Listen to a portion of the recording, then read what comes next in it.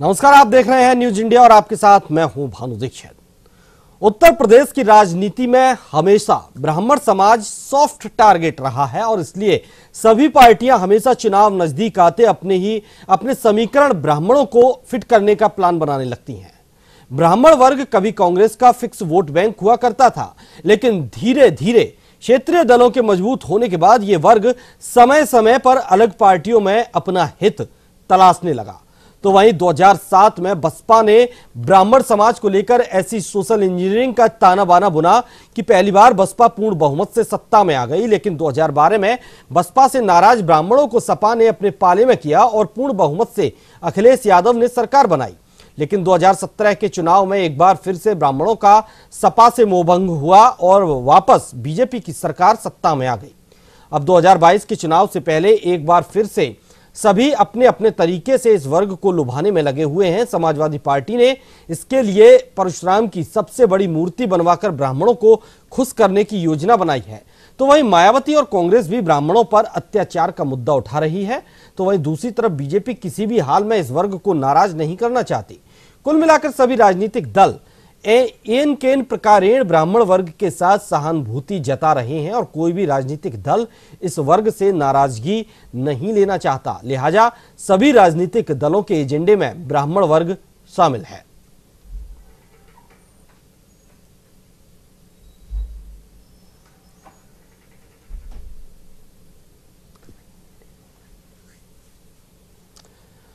तो इस पर मायावती ने एक प्रेस कॉन्फ्रेंस की और प्रेस कॉन्फ्रेंस में क्या कुछ उन्होंने ब्राह्मणों के लिए कहा है, आपको सुनवाते हैं।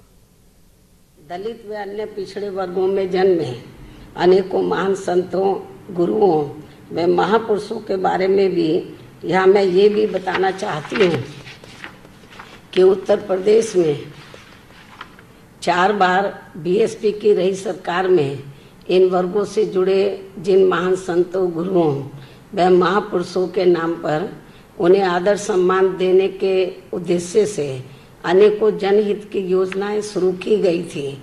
साथ ही कुछ जिलों के नाम भी रखे गए थे। तो उन्हें फिर अधिकांश सपा सरकार ने अपनी जातिवादी मानसिकता व द्वेष की भावना के चलते हुए बदल दिया था, जिन्हें फिर बीएसपी की सरकार के बनते ही तुरंत बहाल कर दिया जाएगा। जबकि इनका लिया गया ये फैसला अति शर्मनाक व अति निंदनीय भी था और इसके साथ साथ इससे इनकी यानी कि समाजवादी पार्टी की व इनके मुखिया की दलित एवं अन्य पिछड़ा वर्ग विरोधी मानसिकता होने को भी काफी कुछ दर्शाता है।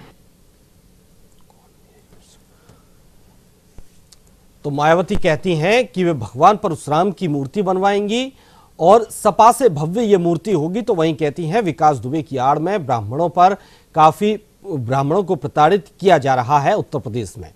हमारे साथ नीरज मिश्रा जुड़े हुए हैं, हमारे वरिष्ठ संवाददाता। नीरज, मायावती ब्राह्मणों को लेकर बयान देती हैं, इससे पहले समाजवादी पार्टी ब्राह्मणों को लेकर बयान दे चुकी है। अब कोई अपने अपने कार्ड, जो पुराने कार्ड थे, पैतृक कार्ड जो इन पार्टियों के कहे जाते थे, उनको छोड़कर अब ब्राह्मण कार्ड पर राजनीति आकर टिक गई है।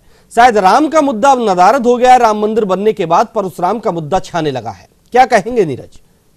देखिए, जब जब चुनाव आता है तब तक ब्राह्मणों की और अन्य जातियां हैं उनकी याद आती है और खास तौर पर जितने राजनीतिक समीकरण है, अगर हम पूर्व की सरकारों को देखें जिस तरह से सोशल इंजीनियरिंग करके 2007 में बसपा ने सरकार बनाई थी, उसी तरह कुछ अखिलेश यादव ने 2014 में उसी सोशल इंजीनियरिंग का लगभग सहारा लेके हर जाति हर वर्ग को जोड़ा था और ब्राह्मणों की जो नाराजगी थी उत्तर प्रदेश में, उसका पूरा लाभ समाजवादी पार्टी को मिला था। और समाजवादी पार्टी पहली बार अगर कहा जाए कि पूर्ण बहुमत से सरकार 2012 में भी बनाए थे। तो अब मायावती के बाद फिर अखिलेश यादव ने भी पूर्ण बहुमत की सरकार बनाई, उसके बाद फिर ये वोट बैंक का था और वो बीजेपी में वापस चला गया, जो सन 90 के दशक में राम मंदिर मुद्दे के बाद जुड़ा था और 2000 में फिर से वो अलग थलग पड़ गया। तो इस बार जब ब्राह्मण बसपा के साथ तो बीजेपी के साथ जुड़ा तो बीजेपी ने भी अपनी सरकार बनाई। अब लोगों को ये स्पष्ट लग रहा है कि जब भी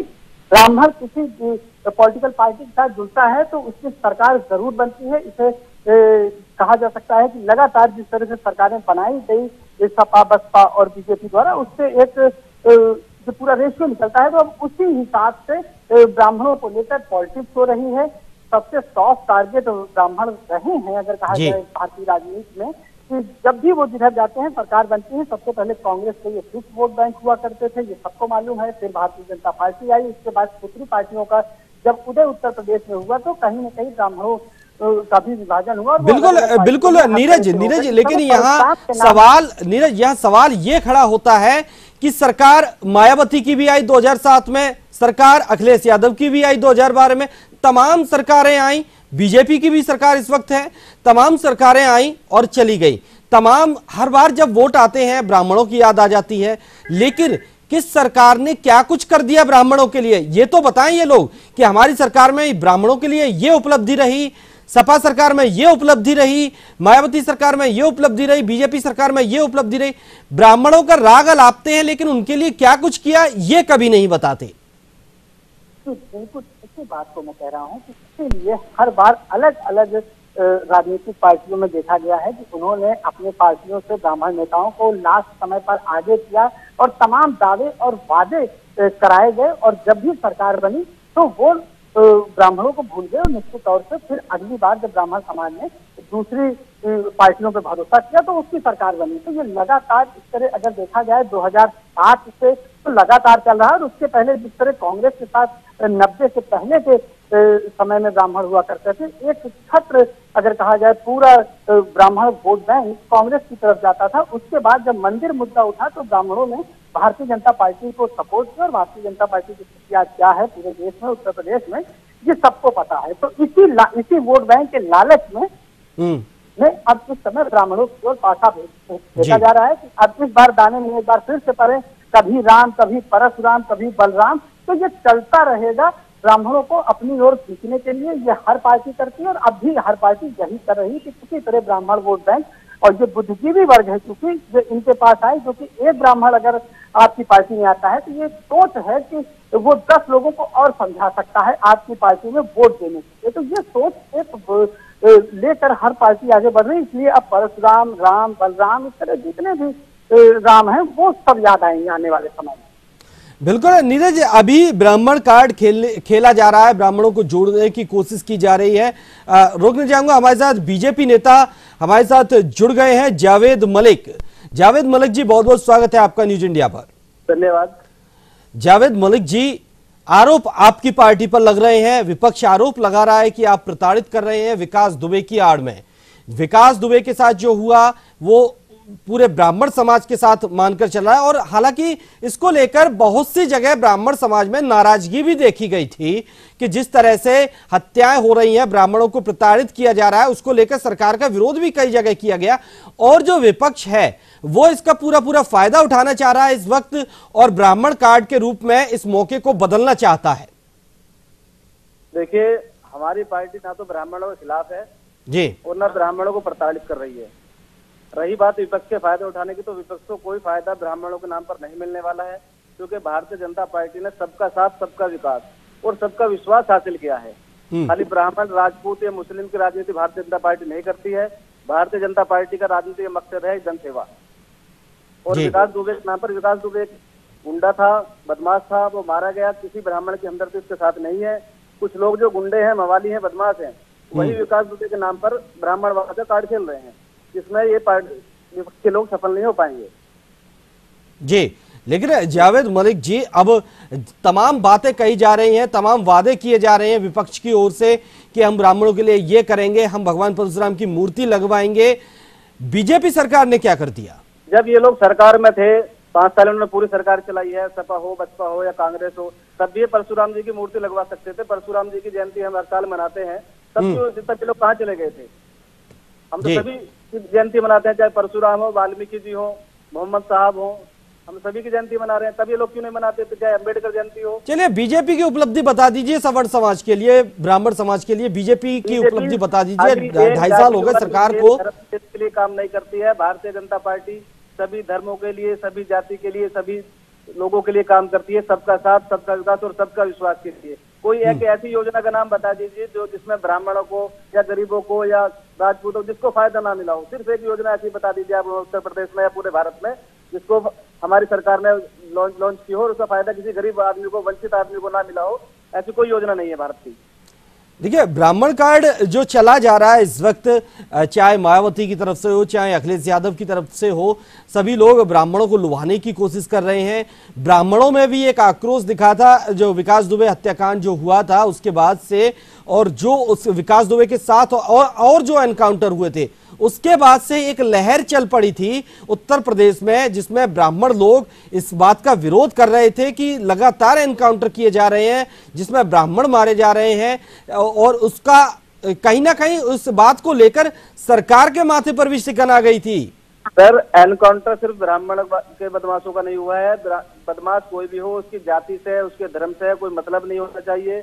ये हम लोगों की जिम्मेदारी है, प्रदेश के रहने वालों की, देश के रहने वालों की। सबसे पहले हमें समझना होगा कि जो बदमाश होगा वो किसी जाति वर्ग विशेष को फायदा नहीं पहुंचाता है, वो बदमाश ही होता है। विकास दुबे ने भी 8 पुलिस वाले मारे, उसमें भी कुछ ब्राह्मण होंगे, कुछ राजपूत भी होंगे, हर तरीके के लोग होंगे, हर समाज के लोग उसमें होंगे पुलिस वाले। कोई पुलिस का भी कोई जाति धर्म नहीं होता, पुलिस भी सबके से काम करती है।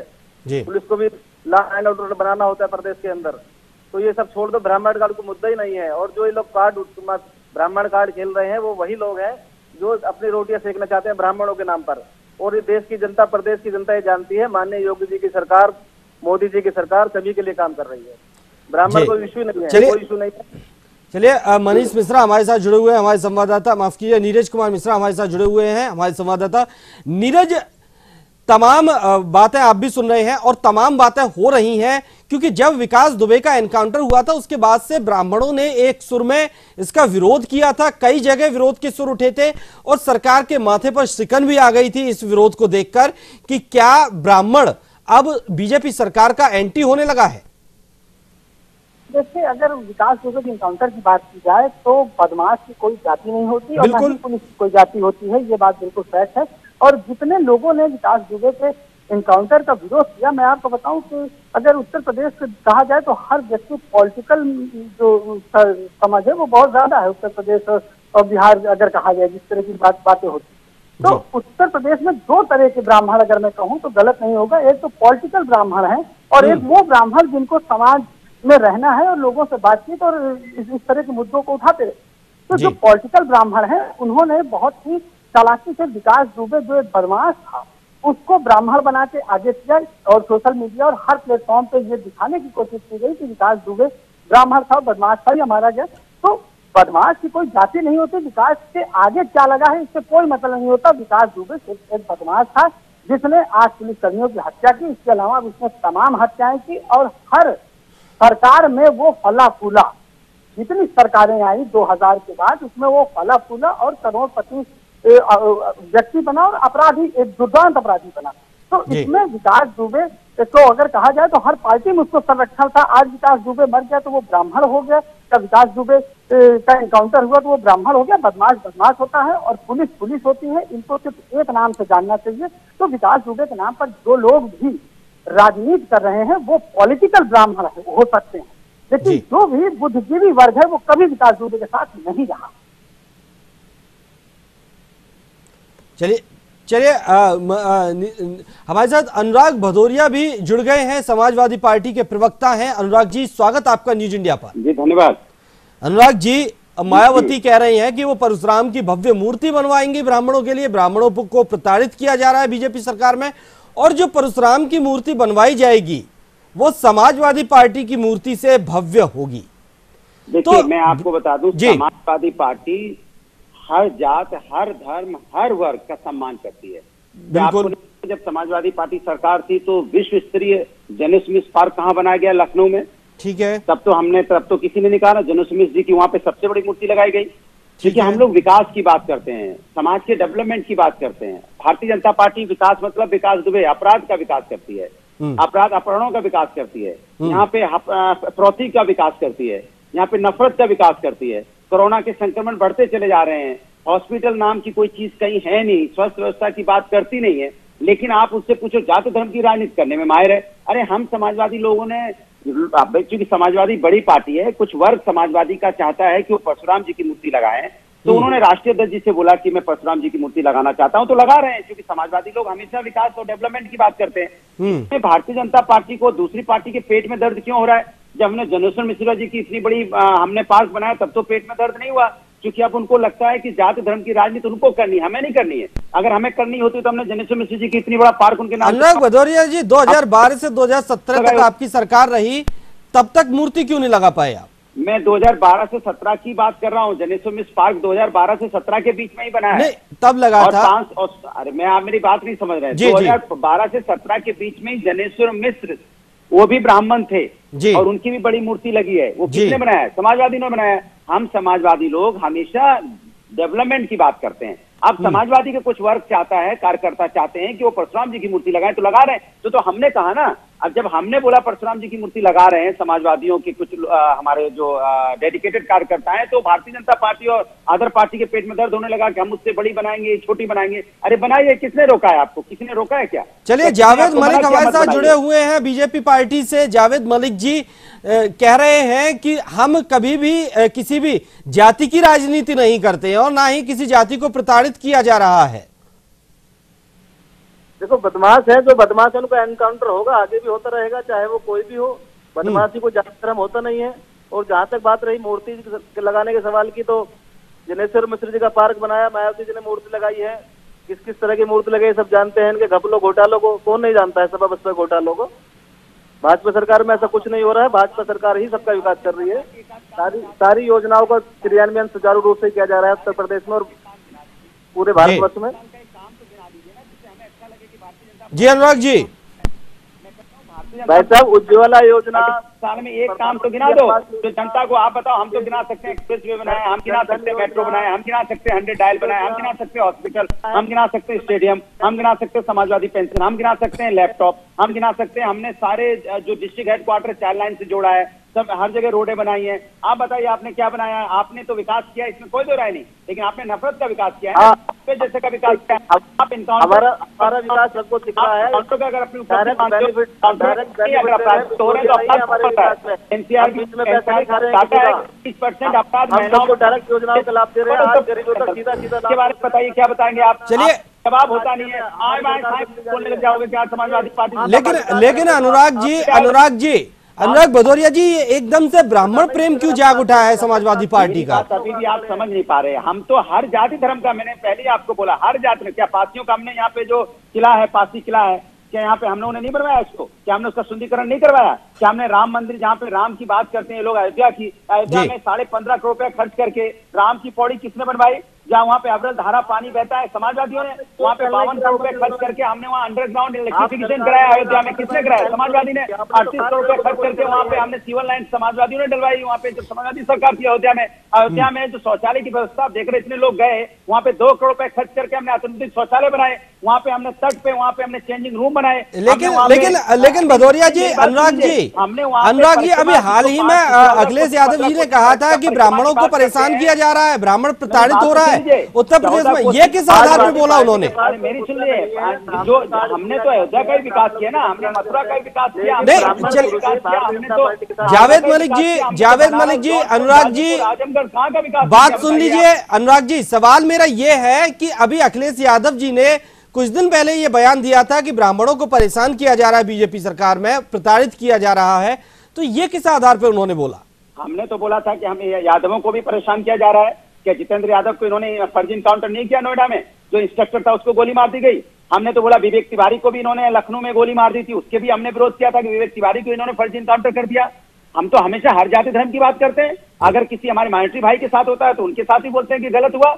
मैं कहता हूं किसी दलित के साथ होता है तब भी हम ही खड़े होते हैं कि दलित के। जब अभी आजमगढ़ में इनके जिलाध्यक्ष के लोगों ने जाके वहां पे दलितों को पीटा तो किसने बोला? आवाज किसने उठाई? तो विकास दुबे एनकाउंटर को आप फर्जी मानते हैं? धर्म के लोगों की बात करते हैं और आप कह रहे हो कि हम सिर्फ एक ही। हम अनुराग जी, विकास दुबे एनकाउंटर फर्जी था?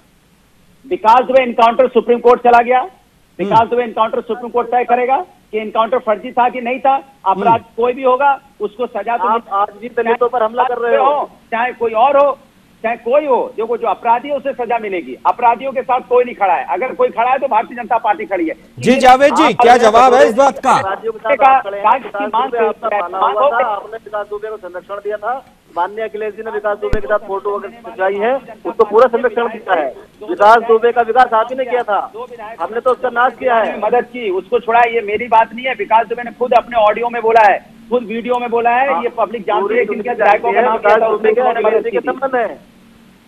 चलिए मैं आपको रोकना चाहूंगा, मेरे साथ ओमकार नाथ सिंह जुड़े हुए हैं, कांग्रेस प्रवक्ता हैं। ओमकार नाथ सिंह जी, बहुत बहुत स्वागत आपका न्यूज इंडिया पर। जी धन्यवाद।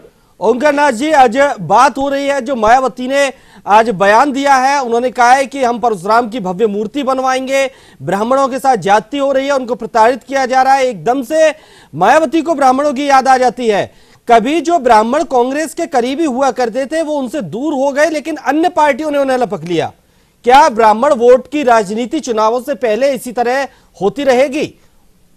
भाई अगर कोई किसी की मूर्ति लगवाना चाहता है तो मैं उसको राजनीति से जोड़ के नहीं देखता हूँ जी।